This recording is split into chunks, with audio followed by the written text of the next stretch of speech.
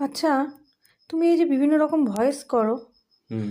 এই ভয়েসগুলো তুমি কি কোনো সফটওয়্যারের মাধ্যমে করো না নিজের গলাতেই করো? এটা আমার না, এটা অনেকের প্রশ্ন আরকি। তাই নাকি? তো যেটাই হোক, এ বিষয়ে একটা কথা বলি।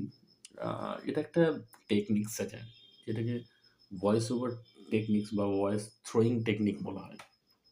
যেমন ধরো, আমার ভয়েস এখন তোমরা যেটা নরমাল শুনছো, এই ভয়েসটার থেকে আমি যদি গলাটাকে একটু সরু করি, ভয়েসটা এরকম হয়ে গেল। আরেকটু যদি সরু করি, আরেকটু চলে গেল।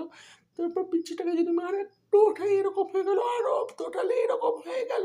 তারপরে মানে কোকিল কণ্ঠী, কর্কশ কোকিল কণ্ঠী। তারপরে যদি আমি একটু অ্যাফিমিলেটেড স্টাইল দিই, হ্যালো বন্ধুরা, কেমন আছো তোমরা সবাই? এরকম লাগবে শুনতে। তারপর যদি আমি এটাকে নামাতে এই ধরো আমার এই ভয়েস যেটাতে গপ্পটা বলি আমি, এবার আরেকটু যদি নামাই আমার ভয়েসটা এরকম হবে। তারপর হ্যালো বন্ধুরা, কেমন আছো তোমরা সবাই? হ্যালো বন্ধুরা, কেমন আছেন আপনারা সবাই? এর থেকে আরো নামাতে পারি,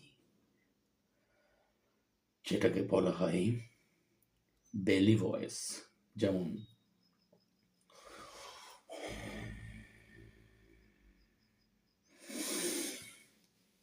पूरी ब्रह्मांड में कब्जा करने में इतना मजा नहीं जो तुम्हारे यहाँ तबाही मचाने में है।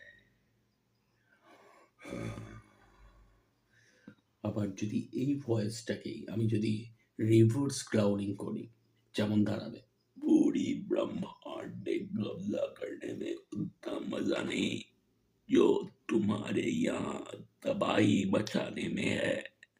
বোঝা গেল? এইটা হচ্ছে সিম্পল কনসেপ্ট।